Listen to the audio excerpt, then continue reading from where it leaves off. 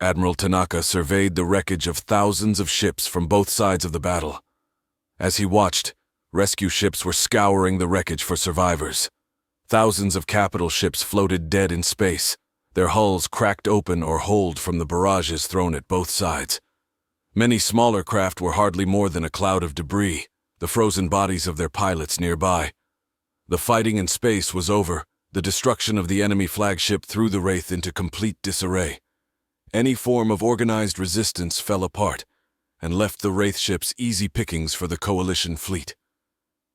The battle on the surface still raged, but Coalition ground forces, assisted by hundreds of thousands of slaves rising against their oppressors, had Wraith ground forces reeling. Coalition warships assisted with the orbital bombing of marked targets. The death throes of the Wraith's once vast empire consumed the lives of millions on both sides, but the campaign was finally over. Admiral Tanaka thought to himself the long campaign of revenge was over. It was time to rebuild the human race. Kovac was sound asleep when the chirp of the communicator woke him. "This better be good," he muttered to himself, and was surprised to see the Kexian ambassador to the Great Council. "I'm sorry to disturb your rest, Elder Kovac, but a matter has come up, and your assistance would be greatly appreciated." Kovac listened in stunned silence as the ambassador explained the situation to him. When he had finished, Kovac finally spoke.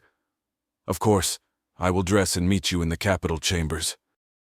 All across the territory that made up the Grand Council, a single phrase was broadcast on every channel and every screen. It appeared in both Galactic Common and the native languages. It simply said, "We are coming." This is repeated every day in the Grand Council's chambers just after the session was opened. The council members became more agitated by the day. Was a new enemy announcing their arrival? What did it mean? On the 9th day, another message went out on every channel: "We are here." The Grand Council received another message: "Tomorrow is Judgment Day." This phrase sent the council into an uproar. Calls of distress, fear, and fury rang out in the halls in hundreds of voices. Everyone was so agitated that none noticed the handful of delegations that simply sat and watched, with their equivalent of little smiles on their faces. Even the normally dour Barretsons seemed highly amused at the chaos. It had been many cycles since Kovac had been in the Grand Council chambers, but he wouldn't miss this for anything. He never thought he'd set foot in these chambers again. He took his seat in the Kexian delegation's designated area and looked around at the various delegations, seeing the look of fear and worry on their faces. He nodded to the few beings that weren't acting in the same way. Garnick, the long-serving council speaker, brought the noise to a hush with a single tap of the bell-like device on the podium. He spoke the ritual opening. "This convocation has now begun. Let all speak as equals and maintain the bonds of peace while inside these hallowed halls." Before Garnick could say another word, Kor Khan spoke up. "Council Speaker, if I may?" Garnick seemed annoyed by the breach of protocol but saw no reason to object. "The speaker recognizes the Kexian ambassador." Kor Khan walked to the center of the chamber. "I ask permission for a guest to address this august body." The last said with a subtle mockery most of the ambassadors missed. A voice shouted from the upper rows, "Why should we waste our time with this, when there is an important matter to discuss?" Kor Khan faced the direction the question came from. "Tut-tut, Ambassador Zanara. You know the rules. Until my request is approved or denied, no other comments may be made." Garnick rumbled his agreement and then followed up with, "Does any ambassador second this motion?" "Seconded," came the reply from a half-dozen ambassadors. Kor Khan looked at the speaker, his eyes asking the question. Garnick simply said, "Proceed." Kor Khan once again addressed the assembly. "Honored ambassadors, dignitaries, and guests. For the last several days we've received a series of cryptic messages, and we've worried and wondered about them." With a dramatic pause before continuing, the last one indicated today to be Judgment Day. "My guest will enlighten us today about the meanings of those messages." With that, he stepped back and indicated the center of the floor with a wave of his arm. There was a slight shimmering, and a being in armor seemed to appear from nowhere. The helmet's faceplate was opaque and gave no hint of the occupant. All they could tell was that they had one head and two arms and were bipedal. The being reached a hand over to press something on the wrist of the other arm. The armor retracted into several parts of the uniform worn by the strange being. A few astonished gasps erupted from the oldest members of the assembly. Even Garnick was shocked. "It can't be," he exclaimed. The being stepped forward. "I am President Matilda Becker of the new Terran Republic and head of the Andromedan Coalition." She looked at the various members of the assembly. "The humans have returned to the galaxy of our birth." She paused at the uproar her words elicited and waited until it died down. 50 human years ago, the Wraith, as we call them, attacked members of this Grand Council. Scorn filled her voice as she used the title. We called for war against them to support the weaker races they attacked. This council talked and did nothing. Only 7 governments stood at our side and drove the Wraith from this galaxy. She began to pace as she talked. And what was our reward? She was angry as she answered her question. We were betrayed by a member of this council and our worlds were destroyed. She practically shouted, "Our home, our cradle world, and the rest of the Sol system were obliterated." She reached under her uniform and pulled out some sort of tag on a chain around her neck. This is what we still have of our worlds. Each human ID tag carries a piece of our destroyed worlds as a reminder of what we lost. She stopped and faced a section of the chamber, her voice turned menacing, and a promise to deal with the ones who almost extinguished the spark of the human race. 5 human years ago, we repaid the Wraith for their destruction of our worlds and the genocide against our race. She continued. We made friends and allies in the Andromeda Galaxy, who had also suffered at their hands.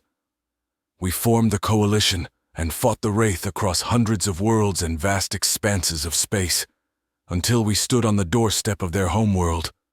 Millions of lives were lost in that final campaign before it was done. The Wraith's empire was liberated, and the few surviving Wraith were exiled to a small moon. They will never be allowed to leave it. She looked up as she spoke. We learned many new things, and found new technology to improve the lives of all the members of the coalition. My armor is just a small part of those improvements. She then looked directly at one delegation as she said, and we learned who betrayed us. The chamber once again broke out in a cacophony of noises from hundreds of sources. President Becker called out, Ambassador Cinnamana of the Broth, looking directly at the Broth delegation. Will you join me on the chamber's floor? Every eye turned to look at the Broth ambassador. They all saw the same shimmer as before, and 4 humans were revealed to be standing behind them. The wild-eyed Broth looked for a way to escape, but the 4 humans prevented that. They picked him up and marched him to the floor. They weren't particularly cruel in their handling of the ambassador, but neither were they respectful of his position. Once the ambassador was brought before her, the Terran president nodded to her troopers, and they released the ambassador, who immediately slumped to the floor. President Becker towered over the Broth ambassador. Cinnamana of the Broth, your people stand accused of providing information to the Wraith that led to the destruction of hundreds of human colonies and billions of human lives. Cinnamana looked up and pleaded, I wasn't even born when this happened. I'm innocent. True, but it was the Broth government that did, and you are a member of that government, she said, her voice thick with anger. She took a round device from a pouch on her belt and tossed it on the floor. It projected a huge 3D image of a planet. Do you recognize this world, Ambassador? She asked. It's Broth, he replied. The image changed to a security feed from one of the Broth warships in orbit. Do you recognize the Brothi at the bridge of this cruiser? It's my son. Please don't hurt him, he begged. She pushed another button. Speak to him. The ambassador looked confused.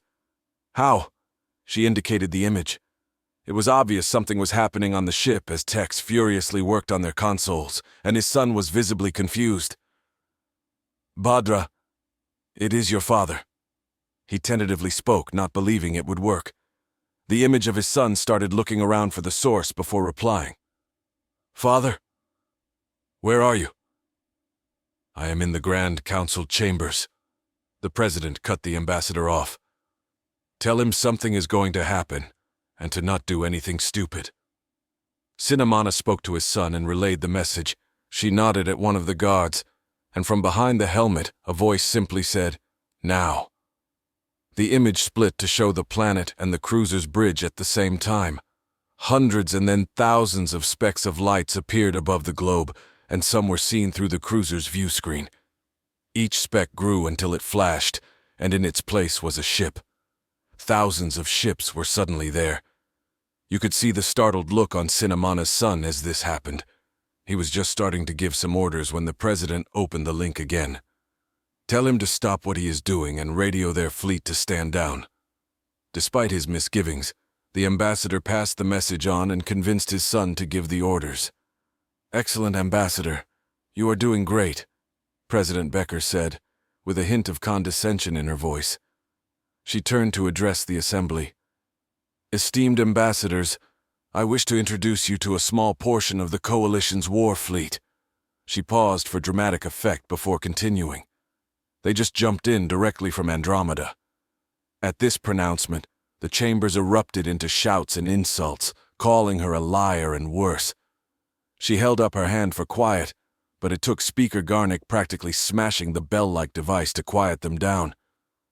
I say this not to brag, but as a warning. Calling in reinforcements would be a very bad idea. She began to walk around the floor again, focusing their attention on her movements. As for those that called me a liar, I would ask some friends to verify the claim. She dramatically swept her arm towards the delegations of her longtime friends and allies. Before revealing ourselves for this session, we made contact with our old allies from the fight against the Wraith. She smiled warmly at the Kexian delegation, whose ties with humanity ran very deep. And representatives of their governments were invited to visit our new homeworld and also testify to our ability to travel with such speed. She looked around the chambers before saying, "My friends, if you would be so kind as to verify my claims."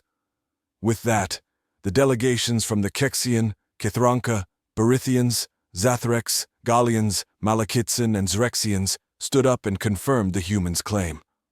While some might have been willing to call out the smaller races as being puppets of the humans, no one would ever call out the Kithranka as liars. They'd been known to rip off the offenders' appendages and beat them to death with it. Part of joining the Grand Council as a new ambassador was being specifically warned about it, and watching the footage of a massive shoal core, learning that lesson the hard way. Despite being twice his size, the Kithrankan ambassador ripped off the shoal core ambassador's tail and nearly killed him with it. Only its vast size and pleading from the speaker kept it from dying. "Now where were we?" she said, tapping her finger against her chin as if she was thinking. It was obvious to Kovvac that she was enjoying herself immensely. "Our betrayal at the hands of the Barath." Staring directly at the ambassador, she looked at one of her guards, an unspoken question passing between them. At his nod, she turned to the globe and changed the image.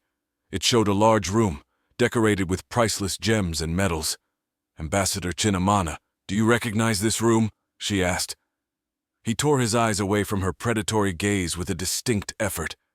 "It's the Barathi throne room," he replied, confusion and fear showing on his face. President Becker nodded to her aide again, who gave a barely audible command over his comms. "Now!" The view changed as the camera turned to show dozens of Barathi on their knees, human soldiers standing behind them. The camera then panned to the left and showed a Barathi male, gowned in bejeweled robes, kneeling before a pair of humans. Ambassador Cinnamana was shocked, but numbly answered, when the president ordered him to confirm his identity. "That is Emperor Cartharax IV of the Barathi Empire." He turned to look at the human president again. "But how? The throne room is the most secure place in the empire." President Becker merely winked and replied, "Trade secret." She looked around the chamber and raised her voice. "Does anyone dispute that our actions are permitted under Grand Council law?" No one objected. She continued, "In light of their actions assisting the Wraith in their genocidal actions against my people, Does anyone contest our right to deal out justice in any manner we chose, aside from total annihilation of the broth? Once again, the chamber remained silent. The president glanced at her aide and nodded. He gave another barely audible command, and one of the humans guarded the emperor prodded him with his boot. "Can you hear me, Your Majesty?" she asked. The kneeling figure just nodded. "I'm sorry, I didn't hear you," she said. "Yes, I can hear you," the emperor replied, his voice and demeanor submissive. "Good. I want you to hear my proclamation of our actions in obtaining justice for you, for enabling such a horrible crime against humanity at the same time as this assembly." She took another dramatic pause before continuing. "The order to relay the location of our worlds came directly from Emperor Catharax III. His death put him beyond our reach, but we do have you, Emperor." She looked out at the assembly before continuing. "You will abdicate your throne immediately. The monarchy is dissolved, and you will be our guest on New Terra." She turned to the Brothy ambassador. "Cinnamana, you will help organize a new government for your people. I don't care which form it takes, but choose one to benefit your people." Cinnamana nodded before speaking. "What are the other terms?" "Your empire took several colonies by aggressive actions against weaker races. You will give them back," she said. "How you do it to be decided by negotiations with the respective races." Cinnamana looked crestfallen. "I understand." His reply was barely audible. "And what happens to my people?" The president smiled and simply said, "Nothing." Cinnamana's head jerked up, thinking he misheard her. "Nothing. Your people are innocent, and we do not hold the actions of others against the innocent," she answered. She directed her last remark to the rest of the Grand Council. "But keep in mind, while we might forgive, we do not forget."